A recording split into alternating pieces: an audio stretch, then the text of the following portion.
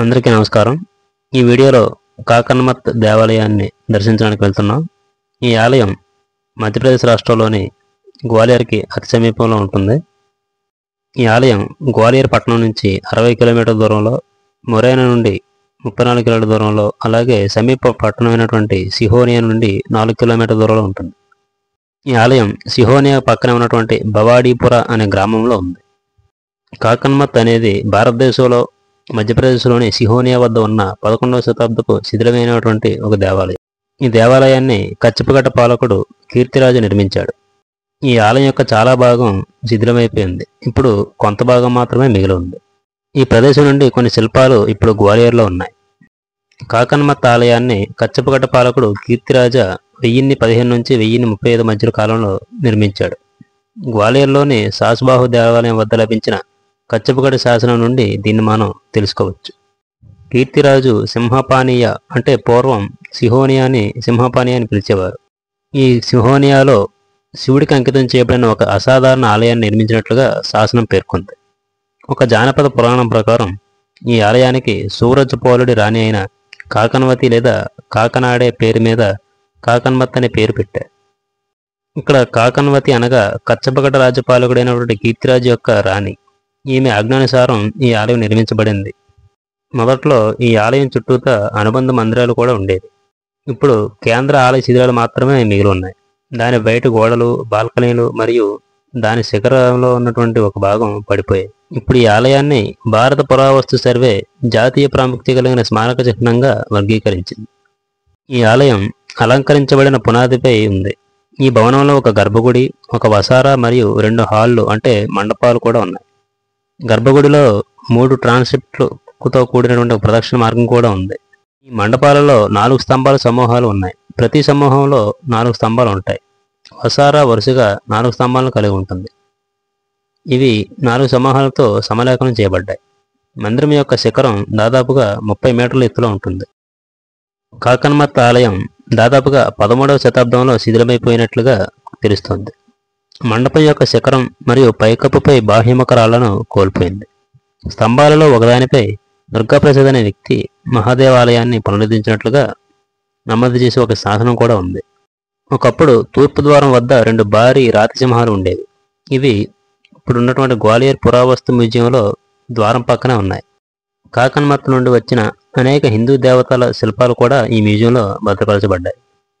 ఈ ఆలయానికి సమీప పట్టణమైనటువంటి సిహోనియాకు సుదీర్ఘమైన చరిత్ర మరియు అనేక ముఖ్యమైన స్మారక చిహ్నాలు కూడా ఉన్నాయి. వాటిలో ఒకటి జాతీయ ప్రాముఖ్యత కలిగి ఉంది మరియు భారత పురావస్తు సర్వే ద్వారా రక్షించబడింది.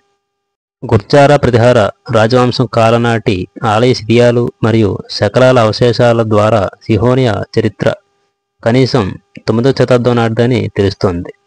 తదనంతరం ఇది కచ్చపగటాల ప్రధాన కేంద్రాల్లో ఒకటి.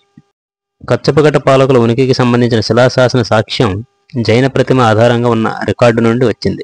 మహారాజాదిరాజ వజ్రదామన్ గురించి కూడా ప్రస్తావించబడింది. 12వ శతాబ్దం తర్వాత సిహోనియా క్షీణించింది. అయితే ఇది తోమార్ పాలకుల తర్వాతి కవితా ఖాతాలలో కనిపించింది.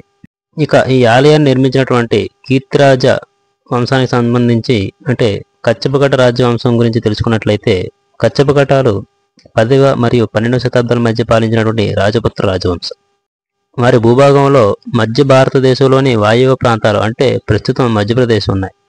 అంబార్కు చెందినటువంటి కచ్వాహా రాజపుత్రులు ఇదే రాజవంశానికి చెందినవారు. కచ్చపగట అనే పదం సంస్కృత పదం నుండి ఉద్భవించింది. కచ్చపగట అనగా తాబేలు హంతకుడు అని అర్థం. కచ్చపగటాలు మొదటగా గుర్జారా ప్రతిహారుల మరియు చండేల యొక్క సామంతులు. వారు 10వ శతాబ్దం చివరి నాటికి శక్తివంతులయ్యారు. 1035లో చండేల రాజు విద్యాధరుడు మరణించిన తర్వాత చండేల రాజ్యం పదే ముస్లింల దండయాత్రల ద్వారా బలహీనపడింది. ఈ పరిస్థితిని సద్వినియోగం చేసుకుని కచ్చపగటలు చండేల పట్ల తమ విశ్వాసాన్ని వదులుకున్నారు. ఈ రాజవంశం 3 శాఖలుగా విభజించబడింది. ఇది గ్వాలియర్, దుమ్కుంద మరియు నార్వార్ నుండి పాలించబడింది. నలపుర యొక్క కచ్చపగట పాలకుడైన వీరసింహ 1120 నుండి 21లో రాగి ఫలకం మంజూరు చేశాడు. ఈ రికార్డు అతను మహారాజాదిరాజ అనే ఉన్నత స్థాయి రాజబిరుదును ఉపయోగించడాన్ని వివరిస్తుంది. ఆయన జారీ చేసినటువంటి బంగారు నాణేలు కూడా బయటపడ్డాయి. బార్డిక్ సంప్రదాయం ప్రకారం ఈ రాజవంశం యొక్క చివరి పాలకుడు తేజస్ కరణ్. ఒక కథనం ప్రకారం అతను 1128లో పొరుగు పాలకుడు కుమార్తెను వివాహం చేసుకోవడానికి గ్వాలియర్ని విడిచిపెట్టి పరమల్ దేవును గ్వాలియర్ కోట బాధ్యతగా వదిలిపెట్టాడు. అతను గ్వాలియర్కు తిరిగి వచ్చినప్పుడు పరమల్ కోటను అతనికి అప్పగించడానికి నిరాకరించాడు మరియు గ్వాలియర్ను 103 సంవత్సరాలు పాలించిన పరిహార రాజవంశాన్ని స్థాపించాడు. గ్వాలియర్పై పరిహార పాలకుడు రామోడియా యొక్క 1150 శాసనం మరియు లోహంగదేవ యొక్క 1194 శాసనం కూడా ధృవీకరించబడ్డాయి. అయితే ఇతర శాసనాలు కచ్చపగటాలు కనీసం 1155 వరకు ఈ ప్రాంతాన్ని పరిపాలించారని సూచిస్తున్నాయి.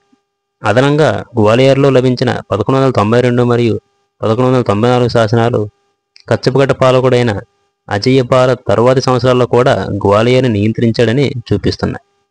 అందువల్ల బార్డిక్ ఖాతా పూర్తిగా నమ్మదగిన కాదు మరియు పరిహార అధిపతులు బహుశా కచ్చపగటాల సామంతులుగా గ్వాలియర్ను పరిపాలించారు. ఇంతటితో మన మధ్యప్రదేశ్ పర్యటన పూర్తయింది.